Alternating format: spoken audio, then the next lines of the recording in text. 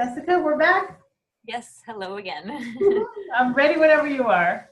Okay, great. So thank you for allowing me to access this information. I appreciate you. Oh, my pleasure. So have you experienced information from the Akashic Records before? Mm-hmm. Okay. It's a beautiful thing. Okay, good. All right, so the way that this works is we're going to break it down into what the soul profile is. So more information of soul origination, what the gifts are in this lifetime, and some positive influence from past lives that are still influencing you in a positive way in this particular life. And then interestingly enough, we'll go into the soul realignment aspect. And I gotta say, this is actually a quite unique reading. And I'll tell you why a little bit more once we get to that place. Because it was the first time that it happened this way. So it was a learning for me, and maybe a learning for you. Beautiful. Love that. Great. So the first thing we'll jump into, so the soul did decide to incarnate as female in this lifetime. Surprise. It can happen in the opposite way. So, and we're going to jump into what the soul gift is in this particular life, which is divine self-expression. So when I work with souls with this energy, they are the authors, they are the communicators, they are the ones that are focused on authenticity. So to them, the realm of communication, language has like substance, right? It's very important for them. Oh, yeah. They're the spiritual teachers, they're the natural channels, right? And so written and the spoken word is big for them. That's where they thrive. So innately, they know how to inspire and move people through language. So language can be a transformational tool for them when used, the correct way. Depends on my mood. Yeah, right? Words can also destroy, but we'll keep it positive and light, right? Let's do that. Yes. So they're great at helping others change their level of thought and mind by introducing new ways of thinking, right? So they're the perception changers for others. Full of ideas of what to write, what to teach. Originality is vital for them. So expressing their original opinion is very important. They can often be teachers that hide in the student realm for a long time. So it's important for them to stop studying and actually share their original ideas and thoughts to serve, so they thrive on serving those original ideas, right? So the purpose of this expression is to, in essence, make a living by expressing themselves, but serving by expressing themselves. So if they're not doing that, they're not aligning to that divine purpose. Yes. So very strong opinions and perspectives. Their abundance, again, will actually come from upholding their unique views, right? So it's not so much what others view as the right way. It's how they express their own truth. And for them, the gifts unfold spontaneously. So a lot of the people with this energy are like the natural channels, where the channeling happens automatic. It's almost like just in conversation, they'll say things that help the other person shift the perspective, and they don't even know where it came from. It just flowed. So very natural for them to flow in that way, to channel in that way, to communicate in that way. So it's happens in the moment. And their energy is very often like, we need to talk this through type of energy. So for them, the talking through language, again, has that substance. On the side of, let's say the dark side or the downside, if the person is not aligned to that gift, they can often, if they don't channel their gifts in a creative or constructive way, it can come out as inappropriate advice or unwanted advice. So, being aware of that. They can also stop listening and just, talk without regard of who's listening, right? So it's important to be aware of almost like a gift, giving and receiving when it comes to the speaking and listening. So they can also get lost in the spiritual realm. So finding like solace there because of, okay, they're not listening to me, so let me go and channel and journal endlessly without ever actually publishing something. I don't have that issue. Yeah, good.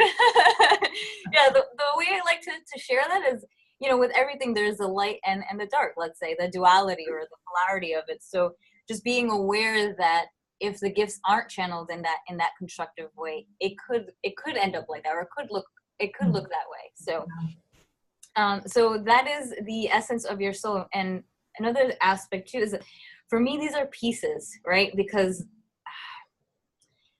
it's like the our zodiac sign is a piece. You know, our birthday is a piece. Our location is a piece. Our self-expression is a piece. Where we come from is a piece. So this isn't the whole. These are aspects of the soul. Okay.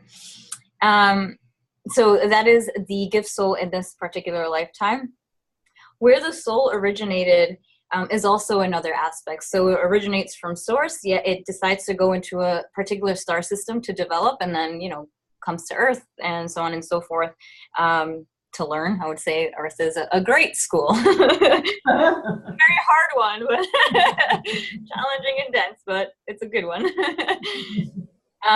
So the soul origination is Pleiades. And so interestingly enough, you were actually the first person that I worked with that comes from Pleiades. So I was like, oh, this is nice. And it's so connected to the divine soul gifts that I was I don't know, I was like, wow, this is great. So Pleiadians are natural change agents, right? So they are the visionaries, they're the teachers, they're powerful communicators, highly verbal, they are unafraid of change, they jump right in and let's do it, right? That's their motto, just do it. All right. Yes. So they are great visionaries. Again, they love to see the big picture. Sometimes that grand vision or grand picture can also be impractical. So the idea is to have the great vision, yet also be detail oriented or focused on, okay, how do I make sure that this happens in a way that is practical for myself and for whoever you're serving or what you're doing. As long as you're aligned with that big vision, because I've had a lot of those big visions before. Yeah. And aligned, like this one is supposed to happen. Yes. Oh yeah, absolutely.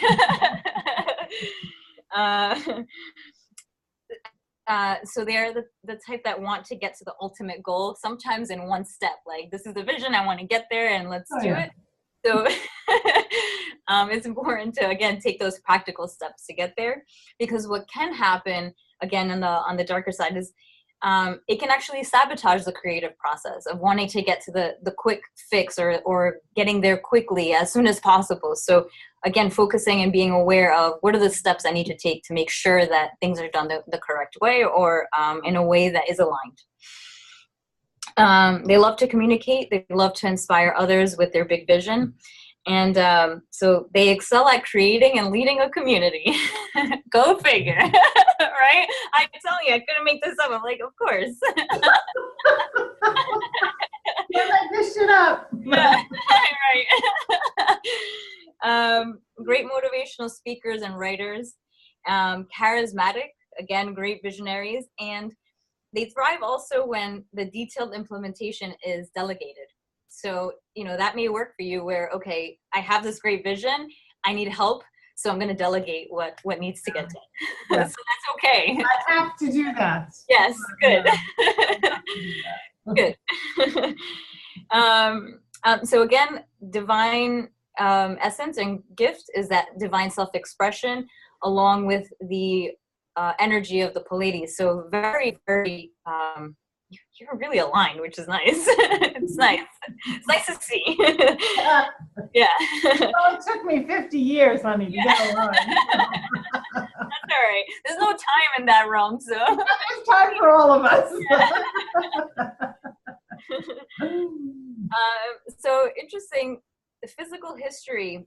So what happens is we incarnate in different lifetimes, and what can happen is there could be physical locations where we had a lifetime that it was very positive, and then we bring that energy with us in this lifetime. So in the sense of a physical history, for you, is the Old Kingdom. So Egypt time, about 3000 to 2000 BC. So, you know, whatever happened in that lifetime is still impacting you in a positive way now.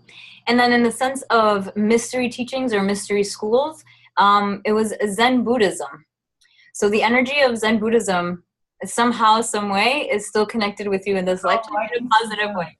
You see that? Oh, yeah. Good. Wait a minute though, Jessica, back up a little bit. So the 2000, 3000 BC, what is that exactly? How did you come to that?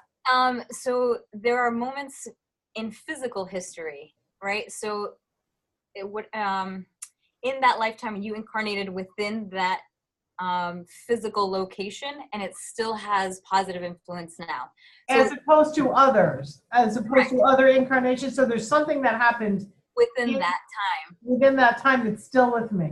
Yes, yes. And within that physical location. Because then there is a mystery schools aspect where the learnings, let's say for the Zen Buddhism, those learnings still have an impact in this lifetime in a positive way. So those two were the ones that I can see that the Buddhism, but boy, that Egypt thing. Who knows for you, right? And so it's interesting too, because sometimes like the person will become aware of this through the reading, and then after it's like, oh, here and then here, and then they'll start connecting the dots. It'll start making sense, the Egypt thing. So that is a location. So that's why I love the movie Cleopatra.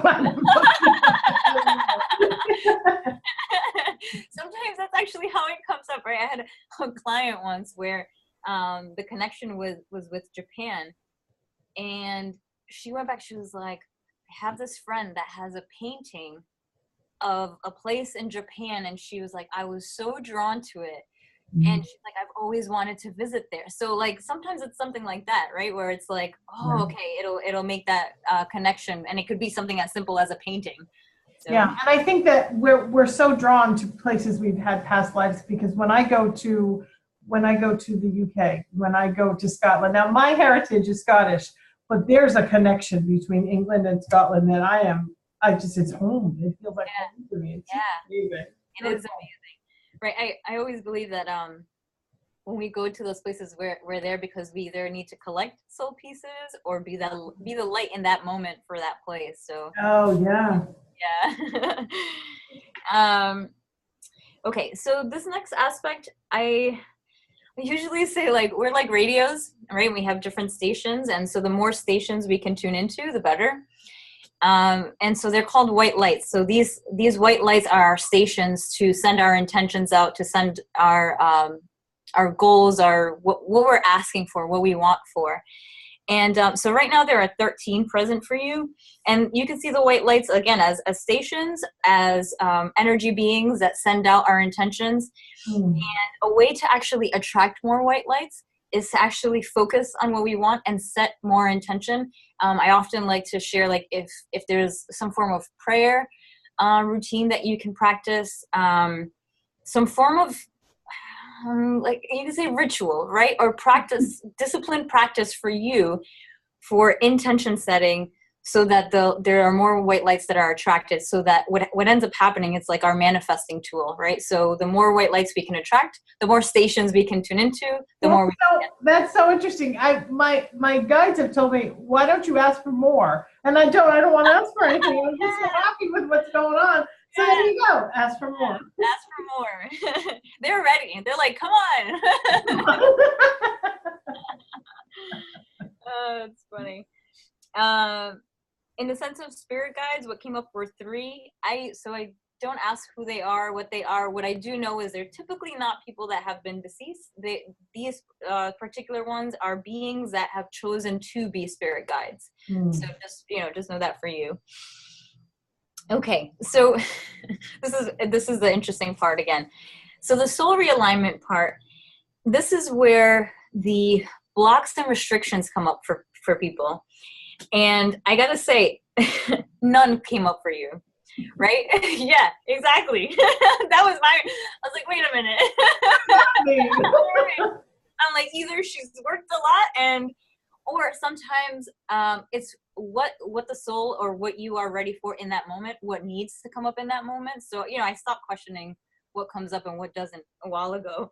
And so I said, okay, like let it be that. What I would like to do for, for this purpose is to share what types of blocks could come up for someone, right? And then close out like that in that way. Yet and just know those aren't mine. yeah, just know they're not yours. Because what I'll do here is, I'll go through the blocks, and then what happened in those lifetimes, and then we go through like a clearing aspect. So I've cleared on my end, and then I'll send the receiver. We call it homework, but it's a way for them to clear. So it also requires action from them. It's not just, oh, here's this information and it's done, it's cleared. No, it also requires action from their part to actually clear the record and make new choices. Because all of this comes down to choice, right? And sometimes in other lifetimes, these blocks happen because we perceive, or we may have perceived that there wasn't a choice, right? So wait a minute, Jessica. So the blocks. Yes. Okay, so there are no blocks for me, but That where came up, do no. where do those blocks? How are they originated from my higher self? Or are they where do the blocks come from? And Okay. what does that mean exactly? Yeah, right. And so the blocks can actually originate in this lifetime or a past lifetime. A lot of times, most times actually, it's past life.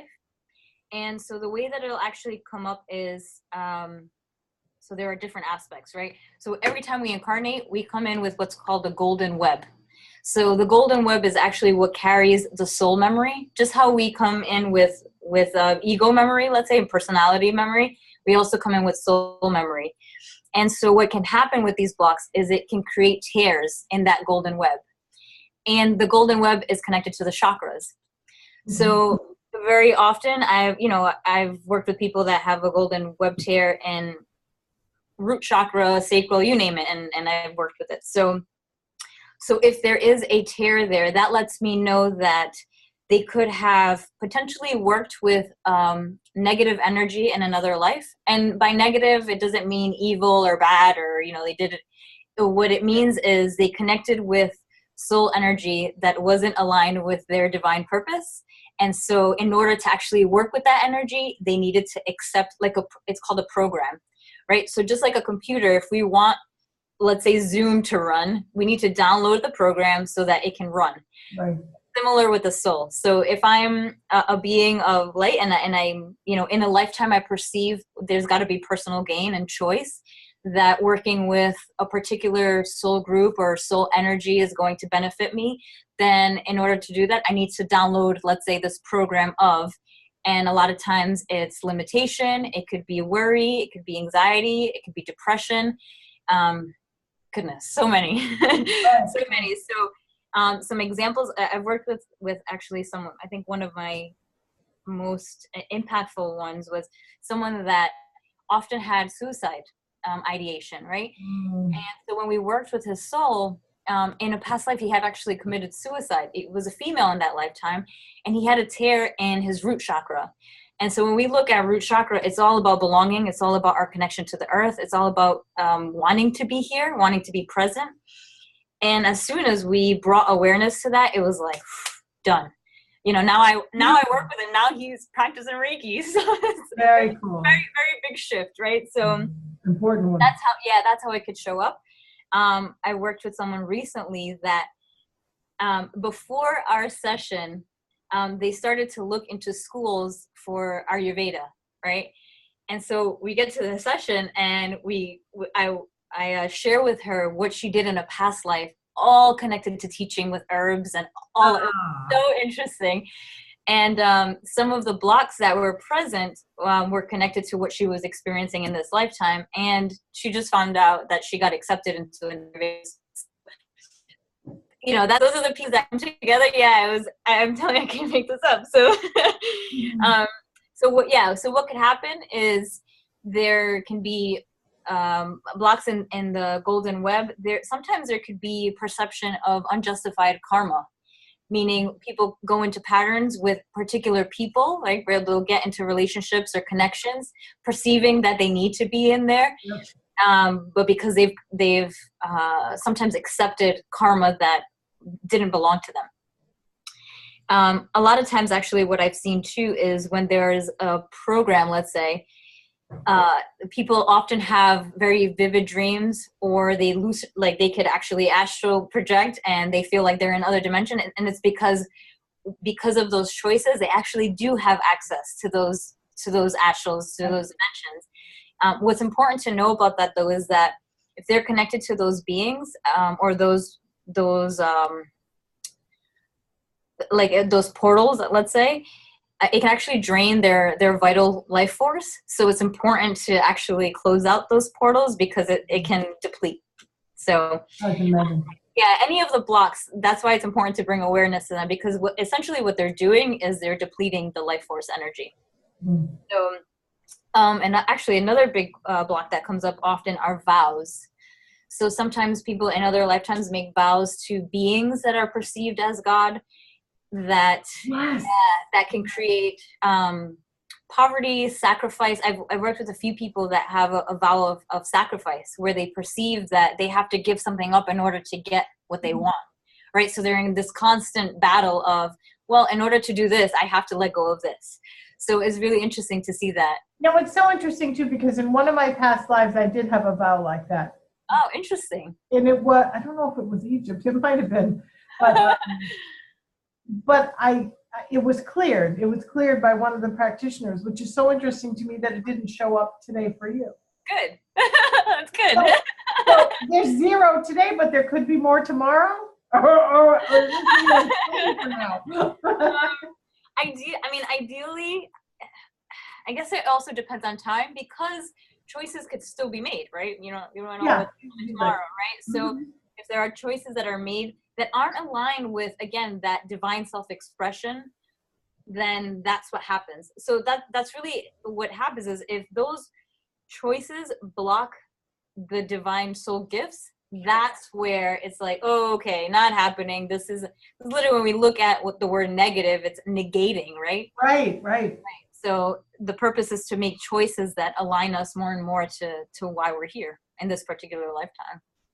So you got it easy. You got me after everybody else has healed me. Well, you know what's funny? I thought of that once that happened. I'm like, it's got to be that she's just done a lot of work and she's good. Your soul is like, nah, she's good. Just let her know what her soul gift is. That's kind of amazing. First time, I'm telling you. Wow. Yeah, so it was really fascinating. I'm like, all right. I'll try to keep my nose clean. Yes. So just keep making choices that keep aligning you to your self-expression, that divine self-expression, which, you're doing a great job. So thank you. I feel another book coming. Yeah, so do I. Yeah, there you go. Wow, that's so cool, Jessica. Yes, thank you. Oh my God, thank you so much for that. Yeah, absolutely. Yeah, sometimes I'm like, oh, I wish we could have another aspect to talk about, but in reality, it's actually a positive thing that nothing came up for the soul realignment piece. So. Yeah. Well, on that note, I'll go about my merry way, I guess. Yeah. Oh, beautiful. Thank you so much, dear. Thank you. All right, take care. Bye.